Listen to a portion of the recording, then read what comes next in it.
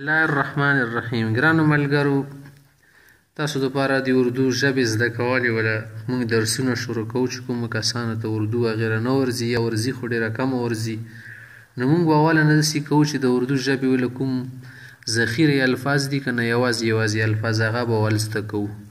په دې سره موږ دپاره بیا چې ښه شي ژبه زده کول اسانه شي، بیا به انشاءالله ورپسې جملې وایي ترتیب سره هر څه ترتیب به پکې چله کوو. نن اول سبق کې موږ د مرغانو په باره کې سبق وایو چې مرغان مختلف قسمه مرغان دي، پرندې دي په باره کې به سبق وایو. مرغان چې دي که نه، مرغان دي ته په اردو ژبه کې ویل شي پرندې. پرندې مرغۍ، مرغیانو تل شي پرندې. موږ سره یوه مرغۍ ده، هغو ته موږ ټپوس نه وایو، پښتو ژبه کې ټپوس. ټپوس ته په اردو ژبه کې ویل شي الو. الو ټپوس ته ویل شي. د کبوتر برابر یوه مرغۍ ته کانترې وره. بل چې موږ ورته عامې ژبې کې مرغوۍ نه وایو، مرغوۍ. ځینې خلک ورته بطخه وایي، په اردو کې ورته صحیح الفاظو سره بطخ ویل شي. بطخ، بطخ معنا مرغوۍ. چې کورونو کې موږ ساتو هغه ته بطخ ویل شي. نر دپاره دا لفظ ویل شي ته نره مرغوۍ وي، که ښځه یې بیا ورته بطخ ویلی شي، او که بچه یې شي که نه بیا ورته بطخ ویلی شي. دومره یې که چې بطخ که بچه دی، مرغوۍ بچه یې. په پښتو کې مونږ یوه مرغۍ پیژنو، بلبلې نه ورته خلک وایي، بلبله. چوګو ته بله نمه خالدي ته په اردو کې ویل شي بلبل. بلبل ورته ویل شي، بلبل. دا یوه مرغۍ ده. خو پښتو ژبه کې مونږ توتي یوې مرغۍ ته وایو، توتي. خو ښځې که نرې موږ ته توتي نه وایو، خو دې ته په اردو ژبه کې طوطه ویل شي. طوطه، طوطه، طوطه ورته ویل شي. دا نر ښځې دواړو دپاره استعمالولی شي. ته یوه بله مرغۍ ده، مونږ ورته ګوګړې نه وایو، ګوګړه. ګوګړې نه ورته ویل شي، ګوګړه. چوګو ته څه شي نه وایي، ګوګوشتونه ورته وایي. په عامې اردو ژبې کې ورته ویل شي پاخته. پاخته یوه مرغۍ د ببغې نه ورته ویل شي، ببغې. پاخته ورته اردو کې ویل شي، پاخته.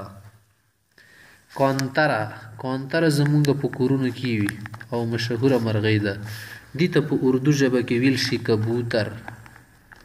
کبوتر، کبوتر ورته ویل شي، کبوتر. کارغه چې تاسو ښه پیژنئ، کارغه، دې ته په اردو کې ویل شي کوه. کوه وی اکثر توري بس کاله کوه ورته ویل شي، ساده ژبه کې ورته کوه ویل شي. یو مرغۍ د خلکو ته باخي نه وایي، باخه. باز شاندې وي مرغان خوري، باخه. دې ته ګید ویل شي، غاټه یي، ګید، ګید، باخي ته ویل شي. پښتو ژبه کې مونږ یو لفظ استعمالوو، باز. دې ته په اردو کې ویلی شي چې باز. بیا بازیانو موږ سره خپل قسمونه دي که نه، شاهین. لکه څنګه شاهین په پښتو کې ورته ویل شي، داسې ته په اردو کې ورته ویلی شي شاهین. شاهین. په دې بازیانو کې بل باز دی چې هاته موږ عام ژبه کې باز نه وایو، خو اردو کې ورته ویل شي عقاب. عقاب، ایګل، عقاب ته ویل شي. باز یوه سخته مرغۍ د بازیانو کې یو قسم ده. چڼچڼه خو تاسو پیژنئ، چڼچڼه. خلک ورته چرچڼې نه وایي، څوک ورته چي نه وایي، چرچڼه.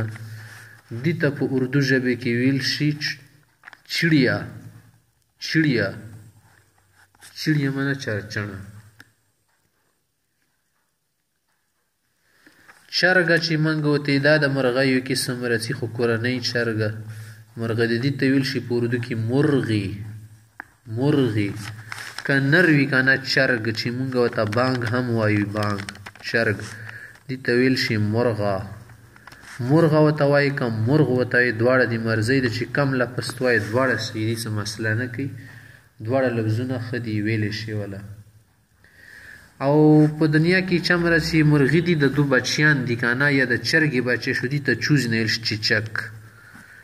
چک واړه څومره بچي دي د شیانو که نه دي ته چینه شي چوزه چوزه معنی چک د هر چې شي بچي تیلی شي چوزه خو چې مرغۍ قسم کې وي اله.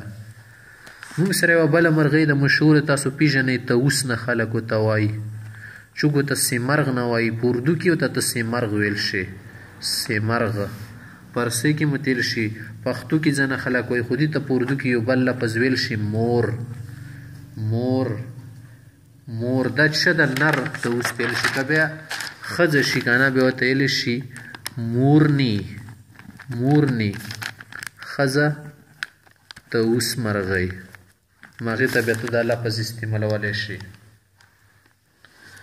موږ سره یوه بله مرغۍ ده چې خلکو ته چې نه وایي تنزرې څنځرې تیلی شي څنځرې تنزرې څنځره ساتونکې مرغۍ د کیړې کاکو تیل شي کیړې کاک اواز کوي آته ویلی شي تیتر تیتر تیتر. باټیر تاسو پیژنئ ډېر مشهور مرغۍ دی باټیر په اردو کې ورته باټیر ویل شي. ځینې لفظونه داسې دي چې موږ اردو پښتو سره سره یو دي هغه زده کول به موږ له نه دي مشکل. موږ سره یو مرغۍ د سلوګی وتیلی شي دا یې داسې مرغۍ د سلوګی څوکو ته باخي نه وایي دې تیل شي چیل چیل دا وړې مرغۍ ښکار کوي چې چکې مې چکې وړي چیل ورته ویلی شي. نو دا چې کومې دي مشهورې مرغۍ دي تاسو ته مې مختصرا د هغو له نومونه وښودو که نه نو دا د سره زده یې کوئ ښه پکې کوشش وکړئ انشاءالله تاسو ته به ډېره پیدا دي نه شوي وي او نور که چاته داسې د مرغۍ معلوم وي نو موږ ته یې وښایي انشاءالله هغه وله اردو به وله هم وښایو.